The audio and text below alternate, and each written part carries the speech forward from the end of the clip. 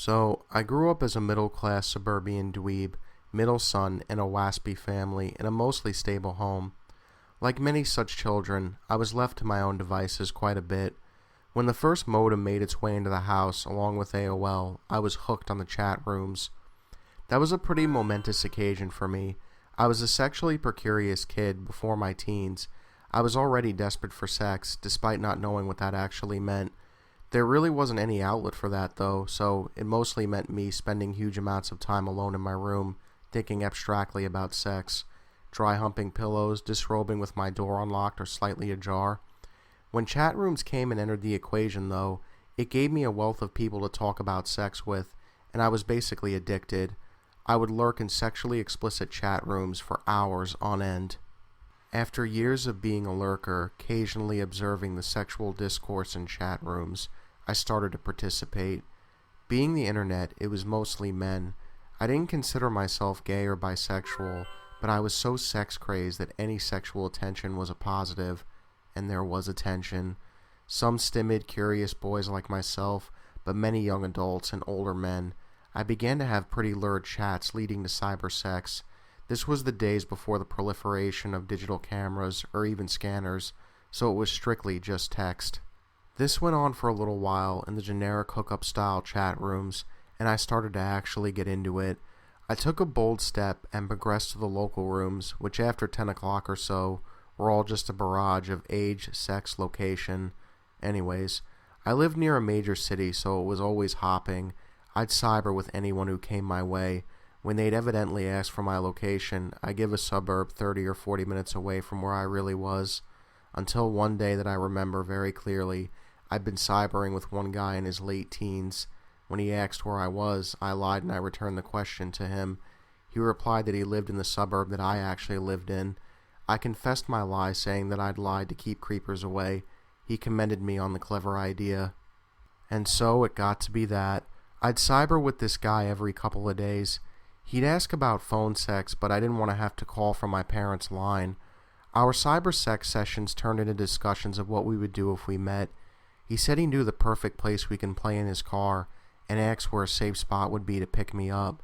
I mentioned a park that was several blocks away. Things continued this way, strictly in the realm of fantasy, for a while. Eventually, though, I started to lose interest. I wouldn't sign on for weeks at a time, then months. Whenever I did, though, he was right there, ready to pick right up where we left off. I was usually willing to oblige because what harm was an idle fantasy? Years later, I had all but forgotten the account. We didn't have AOL anymore, and I'd made a newer account on AIM. About 5 years after this had started, I was moving into my college dorm and setting up my new laptop when I remembered my old handle and signed back in. It had been years since I'd last signed on. Sure enough, who I am's me, but my old friend. He asks what I'm up to, and I tell him I've moved. "Aw, shucks," he replied. "We never did meet up." "Yeah," I said, "bummer." "It's a shame. That date didn't work out." "What date?" I asked. "We were going to meet at the Walgreens on your block, but you chickened out." I replied, "Oh, I don't think I remember that," I said, racking my brain to recall such an event. There was in fact a Walgreens on my block, but it was relatively new. "Yeah, dude," he assured me.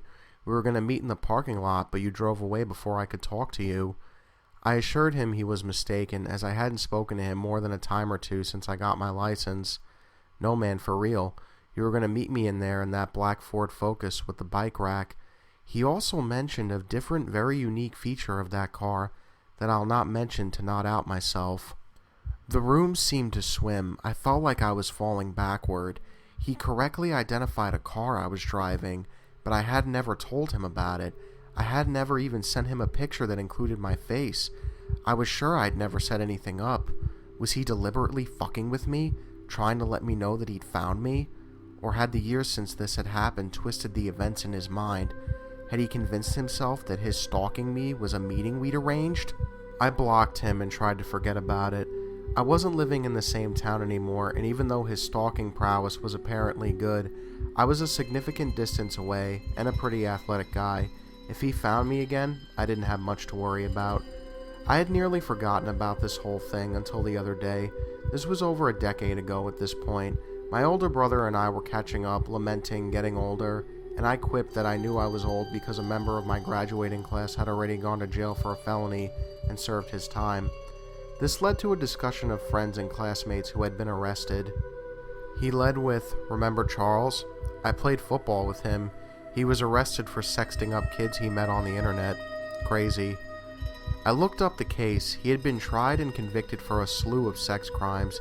He had apparently been using social sites like Zanga, MySpace, and Friendster to meet young boys. He'd blackmail and assaulted some of them when they wanted to break it off. The more I read, the more I got a heavy feeling in my stomach. I googled his AIM handle. It wasn't terribly unique. There were similar named accounts on all sorts of sites, some of which were definitely not him, but one, deeper into the results, was an account on a rollerblading forum. Skimming through this account's post, I was positive it was the same person I'd been chatting with. Clicking to the user's profile page, the last login was previously the day before my brother's friend was arrested. At this point, I have more questions than answers. Could it really have been him? If it was it random chance? Did he know me through my brother? Is that how he was able to put a face to the name? Was he waiting in my neighborhood on purpose? Or was it coincidence?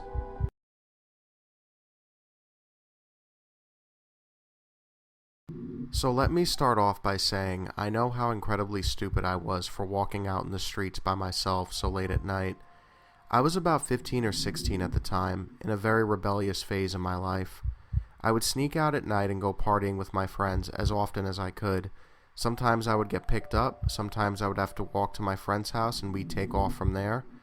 Well, this night, I got dropped off at the end of our outing at my friend's house, and I decided to walk home.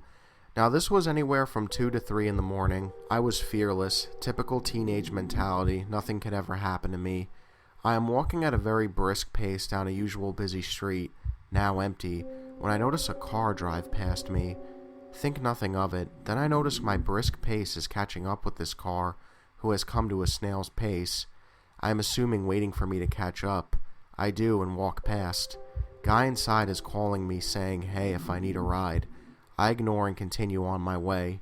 He keeps creeping on me, so I cross the street so that now I am walking with traffic going opposite of the way I am walking, hence he won't be able to follow me at my side anymore.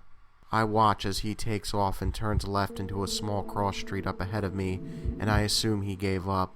When I see a man walk up to the payphone that is at the corner of that cross street, the hairs on my arm stand straight up when I notice the man staring at me with the phone to his ear. I realize that has to be the man from the car pretending to use the phone. Before getting any closer to him, I dart across the main street again.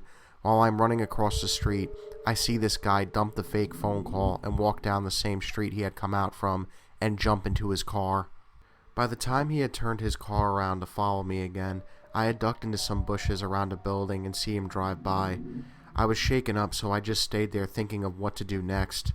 Luckily for me again, because I see him driving by again on the opposite side of the street, I decided not to go back onto the main street and make my way home to the smaller neighborhood streets. Luckily, I was close to my house at this point. I made it home safely, looking over my shoulder the entire time. I think that was the last time I walked around at night by myself. Keep thinking about what could have happened to me. So, creepy stalker, potential kidnapper, let's not ever meet again.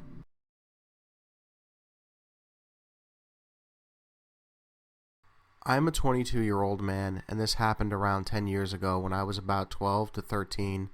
I was raised by my single mother, and we were living at my grandma's house in northern New Mexico at the time this happened to me. My mom worked a lot, and my grandma was usually living it up in her 70s by going to the casino near our house, so I was usually home alone. I was a trustworthy kid, and I could cook for and take care of myself, so it wasn't really a big deal that I was home alone when this happened. One day while no one else was home, I was in the kitchen making noodles and getting ready to watch some TV. It was mid-afternoon and the rain clouds were getting very dark, like when it's about to pour for a long time. The phone started ringing, and I let it go to voicemail as the caller ID was blocked, and the only people I need to get a hold of were on my cell. A few minutes later, the phone rang again, and I let it go to voicemail once more. After 2 more calls, I answered the phone, and at first I didn't hear anyone on the other end. I figured it was my friends pranking me because I just heard heavy breathing. When I asked who it was, I heard an older Hispanic man answer me. He was still breathing heavy when he said something so disgusting to me, I didn't know what to do. Hey, I wish you were here to service my cock. And thing of that nature, he went on to explain how if I didn't give him what he wanted, he'd do terrible things to me and my mom. Then I figured out why he was breathing so heavily. He was jacking himself off while he was talking. Naturally, this freaked me out, but he kept telling me dirty things and kept asking if I was alone, if my mom was there, and if I'd like him to come over and take my virginity. I felt sick and embarrassed that this guy knew so much about me and my family. After 2 minutes of this guy harassing me, I hung up and put my jacket on. I just freaked out and went somewhere I could be in public. I didn't know if this guy was near my house or what, but I didn't want to be alone after that call. I walked to the nearby dollar store and called my mom from my cell phone asking when her shift would be over. I waited there for an hour before going back home to my grandma cooking dinner. I didn't tell her or my mom what happened. In fact, this is the first time I've ever told anybody. Looking back with what I know now, I figured out exactly who it was that called me that afternoon. It was my mom's friend's ex-husband who tried to get me alone with him before. The voice matches in my memory, and it would explain how he knew so much about me and my family. I've never heard from him after that, but did see him at a grocery store once. The pervert walked up to me while my mom was across the store. Naturally, I walked away and quickly found her before the man could do anything. We moved after that, and luckily, nothing gross ever happened to me, but I can't help but wonder what exactly this man had planned for me, if I had ever been his victim. Last I heard, he died, poor and from alcoholism. Would-be pedophile rapist, I'm glad that we'll never meet again. Hey my friends, thank you all for watching my video. And a few quick updates here before I get into the more serious stuff. I recently just got a new software system, so it'll be a lot easier recording these scary stories, thank God. There's only so much you can do with Wondershare. And I gotta ask you guys, I always, do all these scary stories off of, my opinion or my suggestions. I want to know what you guys want me to do. Like, what type of scary stories do you guys want me to really dive into? Do you want me to do some creepypastas? What do you guys want me to do? That would be my suggestion to you guys. Write them down in the comments because I love hearing what you guys think, and I love interacting with my fans and whatnot and my subscribers.